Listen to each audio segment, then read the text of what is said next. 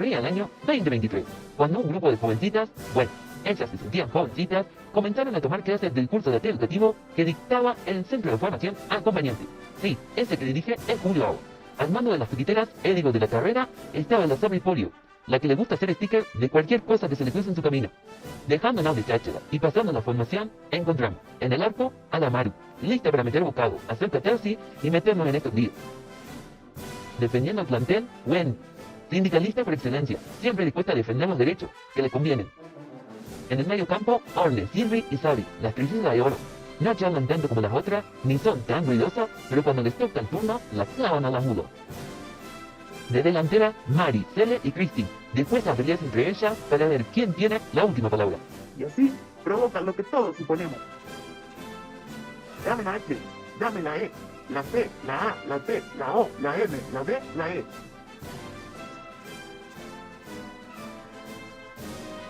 ¿Y qué se formó? Sí, la hecatombe, la debate total.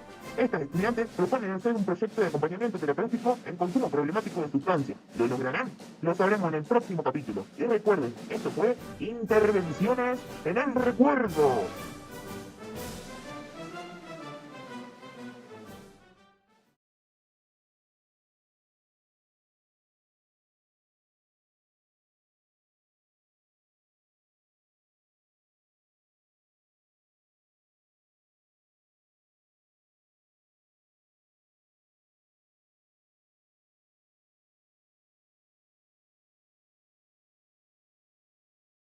¡Ay, chicas! ¡Qué nervios!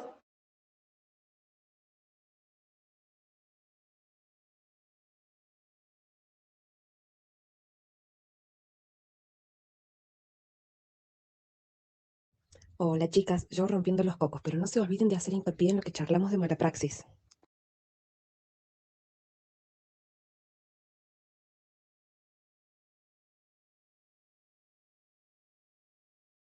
Ay, chica, no sé si voy a poder. No sé, estoy muy nerviosa y encima la nena que se le antojó hacer una torta en vez de yo sentarme a leer lo que tengo que leer. No sé si voy a poder.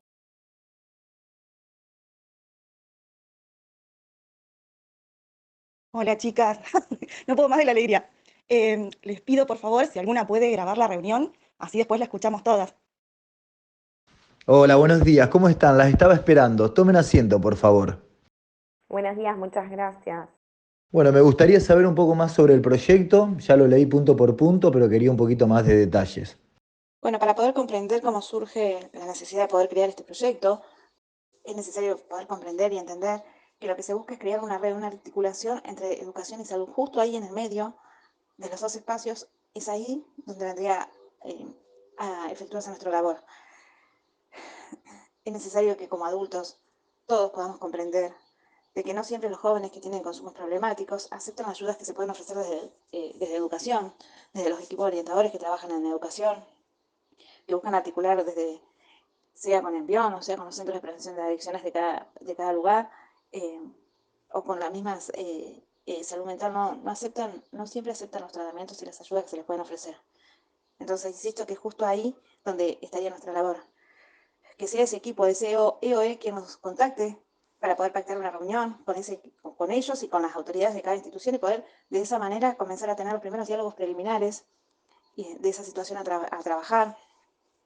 Este proyecto surge ante la necesidad de poder trabajar desde un primer momento, brindándole herramientas a esos jóvenes, a esos adolescentes, para que desde un primer momento puedan empezar poco a poco a crear un concepto de enfermedad. Es fundamental poder entender que si no ayudamos y no brindamos herramientas para poder crear esos conceptos de enfermedad, es muy difícil que acepten ayuda.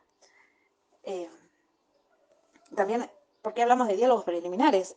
Nombrar estos diálogos preliminares, si no hablar de una entrevista de manera formal, nos da la posibilidad de poder pensar de algo más, que sea más dinámico, una cercanía, algo más amigable, una charla que sea de manera mucho más genuina, para poder conocer y recabar información de esa persona con la que vamos a trabajar. Hay tres preguntas que son pilares para poder pensar estos diálogos preliminares, que son poder empezar estas charlas pensando en cómo ellos desde educación, desde el equipo, lo ven y cómo vive la cotidianidad de ese joven o ese adolescente. Una vez que se empiezan los primeros contactos, los primeros vínculos con ese joven, poder pensar y lograr ver cómo él mismo construye su cotidianidad, ¿no? Cómo él puede poner oralmente que desde la verbalidad qué es lo que él puede construir. Y ahí sí, una vez recabando esa información, nosotros como red, como equipo, ver el abordaje que podría funcionar como apoyo en esta sintomatología. ¿Por qué hablamos de una reunión y pensar en un abordaje de cómo funciona para funcionar como un sistema de apoyo? Porque es fundamental poder comprender y resaltar que cada persona es única e inigualable. eh, por eso siempre los abordajes son desde la individualidad, desde el uno a uno, y teniendo en cuenta los intereses de esa persona, ¿no? ¿Qué es lo que le genera interés a ese joven para poderlo atraer? Trabajar con jóvenes que tengan problemas de consumo no es en sí lo que como red nos interesaría abordar. Eh, o sea, lo que nos interesa abordar es lo que viene a trasfondo, más allá del consumo. Consideramos que hay siempre, en la mayoría de los casos de las personas que consumen, hay un trasfondo, hay un porqué adentro, algo que provoque ese consumo, y es ahí donde debemos llegar. E insisto, y es desde ahí donde debemos brindar herramientas para poder empezar a crear un concepto de enfermedad, para después sí, una vez brindadas las primeras herramientas, ofrecerle a esa persona un tratamiento, una articulación con salud, con CPA, con un centro de rehabilitación, pero eh, es necesario que comprendamos esto, que nosotros vamos mucho más allá del consumo que pueda tener esa persona. Poder pensar de esta manera nos va a ayudar a poder recabar muchos datos para poder hacer un diagnóstico situacional, que eso lo vamos a hacer gracias a los datos de realidad que vamos a ir recabando en cada entrevista, en cada encuentro, en cada momento que nos encontremos con esa persona. Y así poder ir determinando las necesidades de intervención y acordar de esta manera, tanto con la educación como el equipo de red, una hoja de ruta que sea estratégica relacionada a toda esta lectura global, ¿no? A todo este diagnóstico situacional que se puede ir dando. Y por último, poder aclarar que nuestra misión es poder establecer condiciones que se lleven a cabo. Con esto lo que quiero decir es que se debe atender la demanda desde un primer momento para poder evitar los vacíos de encuadre y de función, sea nuestro o de otro profesional.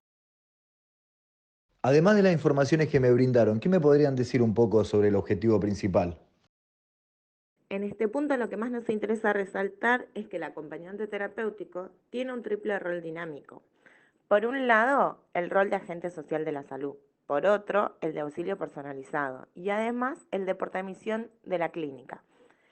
En nuestro caso, nos gustaría explicar el de agente social de la salud. Según el diccionario, agente es ser representante de algo o de alguien. Entonces, ¿a quién o qué representa el AT? Bueno, el acompañante representa el tratamiento dentro del equipo, ajustado a las necesidades de apoyos particulares. Y tenemos que tener en cuenta que esta representación no es unidireccional, que es una ida y vuelta constante, o como dice Sabrina Polio, que va de allá para acá y de acá para allá. Hablar de todo esto nos lleva a las intervenciones profesionales, que son la construcción del dispositivo de acompañamiento desde la aceptación de un caso hasta el cierre de abordaje acordado por un periodo concreto. Y a su vez, esto está muy relacionado con las 5 competencias profesionales, que son el saber AT, el saber ser AT, el saber conocer AT, el saber estar AT y el saber hacérate. Y son estas competencias las que le dan sustento al sentírate. Por un lado, tenemos, como habíamos dicho, el saber serate. Y dentro de este sabemos que hay un saber instituido, que va a estar más relacionado a lo que es rol y funciones del AT. Pero por el otro lado, hay un rol instituyente, que orienta concretamente en nuestro desempeño diario. Y es acá donde volvemos al rol de la T, que en este caso se centra en una agencia socioterapéutica que represente lineamientos de abordaje entre varios, siempre y cuando esto sea posible, pero sobre todo que gestione necesidades de intervención. Este saber está poniendo énfasis en un modo de ser AT en todos los casos, en el que se incluya la atención de la particularidad y la emergencia.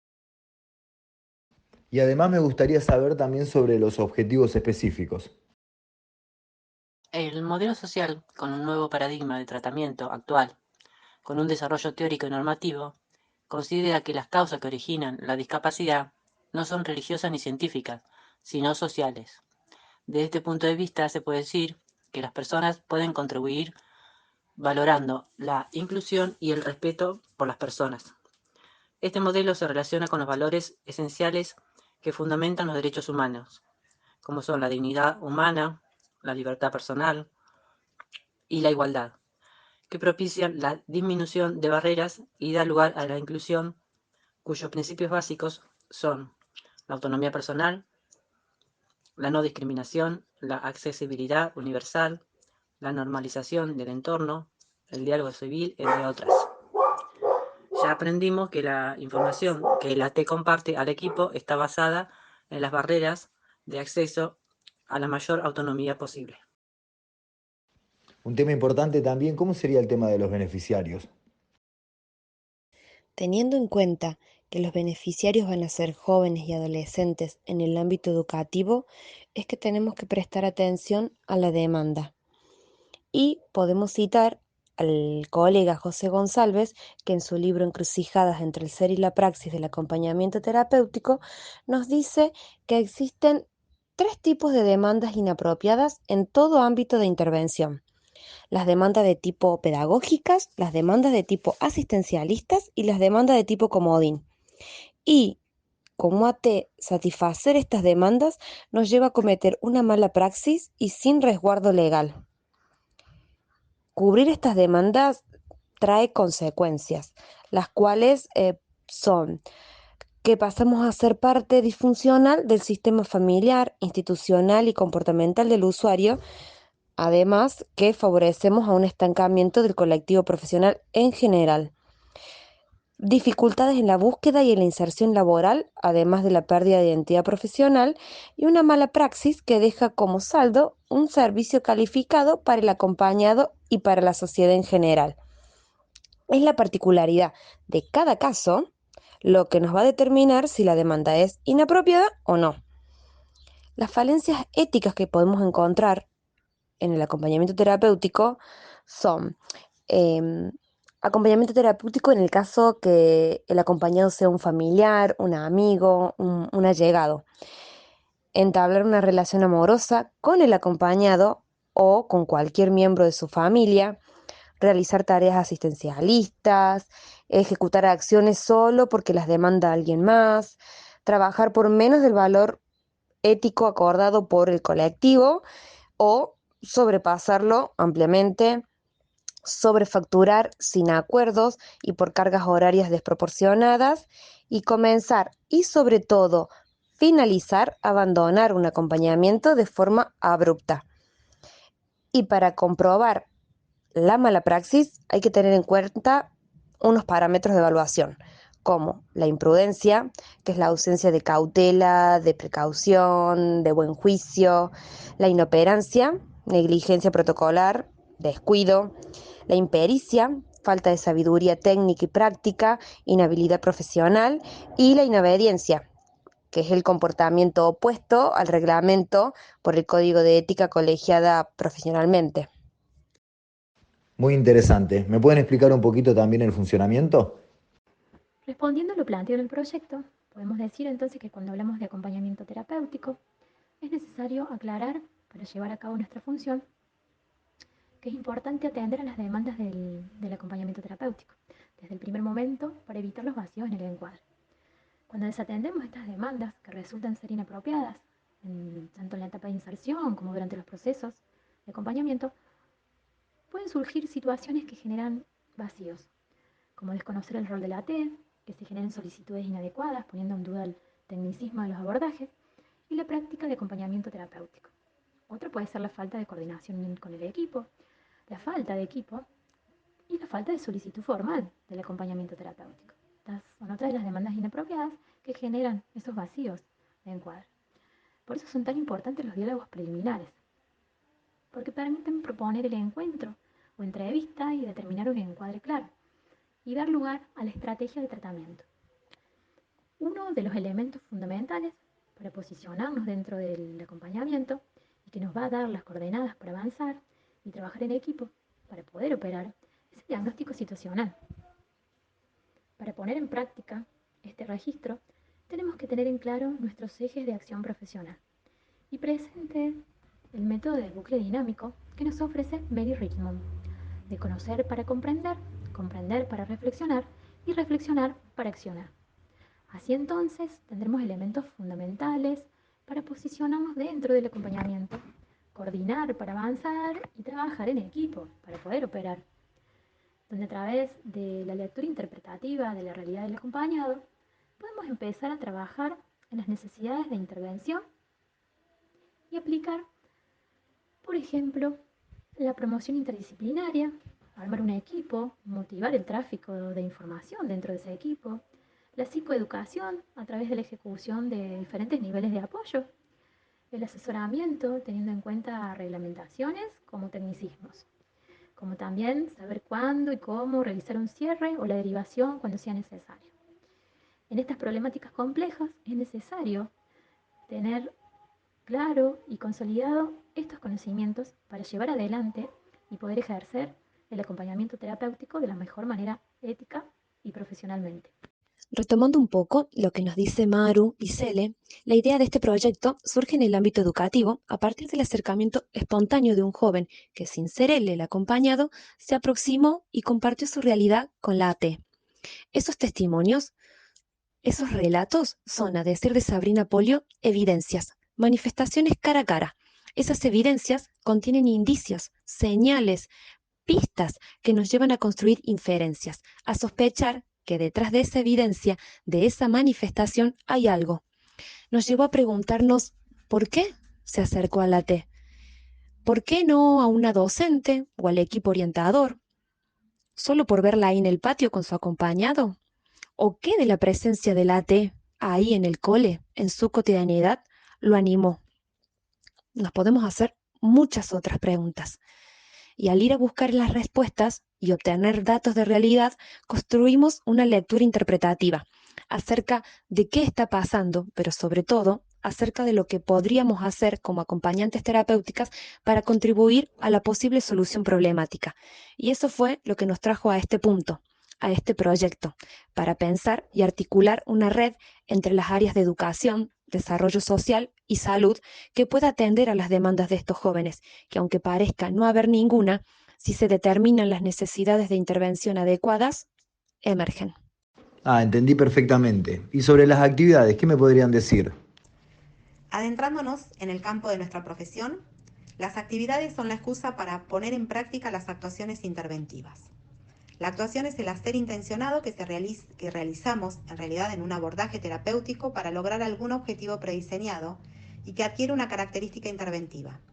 La intervención en AT es el poder describir qué es lo que se hace en un momento dado en una escena AT, es un corte puntual del proceso profesional. La intervención en lo social es el proceso metodológico en el que se apoya el dispositivo de AT desde el primer contacto hasta el último día en cada caso particular. Poder identificar las actuaciones interventivas nos convierte en terapeutas de lo cotidiano. Dentro de los niveles de apoyo se encuentran las actuaciones interventivas. Los niveles de apoyo son moldear, mostrar o modelar, guiar o instruir, preguntar, instigar. Estas formas de actuar, que son espontáneas e intuitivas, suman técnicas al acompañar cotidiano. Tienen una lógica y se conocen como técnicas o estrategias de intervención profesional. La licenciada Sabrina Polio ha podido identificar 25 actuaciones interventivas, además de estos niveles de apoyo que recién mencioné. Acting, economía de fichas, acuerdos gestuales, escucha activa, indagación y parafraseo, señalamiento, identificación, triangulación, exposición positiva, historieta social o viñeta gráfica, tiempo lejos, abstinencia e intervención, desvío de atención, persuasión, disuasión, contacto físico, negociación, anticipación, asesoramiento explicativo, lectura interpretativa, dinámica grupal, ensayo, silencio, interdicción, irrupción, presencia o actitud expectante, arenga, conducta espejo. La realización de las actuaciones interventivas van a depender de la habilidad personal y de la experiencia profesional de cada acompañante y se va a corresponder con la particularidad diagnóstica de la persona a acompañar, del perfil del actor social que lo requiera y con la característica del vínculo que se genere en congruencia. Lo importante es poder identificar lo que hacemos para justificar desempeños y poder así evaluar resultados que puedan generar datos de realidad. ¿Para qué? Para poder informar y proponer ajustes de terapéuticas en forma interdisciplinaria. De estas 25 actuaciones interventivas recién mencionadas, vamos a hacer hincapié en este proyecto que estamos presentando en dinámica grupal, escucha activa, indagación, triangulación, anticipación, silencio y abstinencia de intervención. Vi que en el proyecto también iban a ocuparse de la familia. ¿Cómo sería eso? Si vamos a hablar de apoyo y contención familiar, es sumamente importante tener en cuenta lo que es el proceso metodológico. ¿Pero qué es el proceso metodológico? Bueno, es una serie de etapas que se aplican en la intervención. En estas etapas se determina el proceso de acompañamiento y puede ir variando porque no todo se da de manera escalonada. Eso se va viendo desde el primer día al último día de nuestro trabajo. Este proceso ofrece una orden de disciplina a nuestra práctica profesional y nos ayuda a visualizar, el objetivo final. Las etapas son, una es la inserción, que es la etapa inicial, es cuando aceptamos el caso y nos postulamos como profesional. Se considera el preencuadre, el vínculo inicial y se elabora también un acuerdo de intervención. El segundo es la observación, es cuando se registran las barreras discapacitantes y donde vamos a accionar. Se pueden elaborar diagnóstico situacional, se elabora un informe inicial y también se conocen las necesidades de intervención. El tercero es la planificación. Se elabora un plan de trabajo que abarque las necesidades de intervención de nuestro acompañado y también que plantee objetivos y también un plan de apoyo. El cuarto, la ejecución.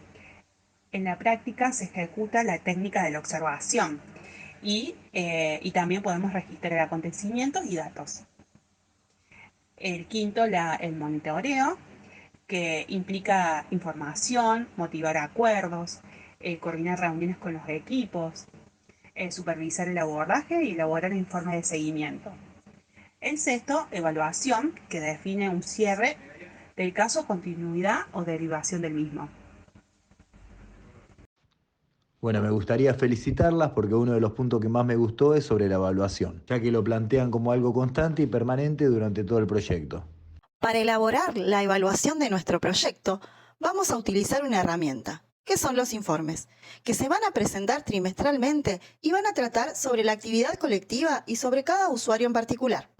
El informe es un instrumento fundamental en el acompañamiento terapéutico, ya que se utiliza para realizar el registro de la clínica de lo cotidiano. Debe tener estructura, estética, pero sobre todo coherencia y cohesión. Para su realización debemos considerar las siguientes preguntas. ¿Qué vamos a registrar? ¿A quién está dirigido? ¿Con qué objetivo vamos a informar algo en particular? Dentro del acompañamiento terapéutico tenemos distintos tipos de estos registros. Los dirigidos a la obra social, que involucran informe inicial, plan de trabajo, presupuesto, informe de seguimiento e informe final. También están los registros de ejercicio profesional, que constan de acuerdos de intervención, diagnóstico situacional y vamos a utilizar para realizar los diferentes elementos como crónicas, diarios de campo, bitácoras o apuntes escénicos. Los informes de abordaje son necesarios para objetivar la práctica, sostener el encuadre, poner en valor la práctica profesional, sirven para analizar de forma funcional el propio abordaje, se utilizan para informar al equipo y posicionar al acompañante terapéutico dentro del mismo. Es motivador del ejercicio de la elaboración bibliográfica producidas por los propios acompañantes terapéuticos.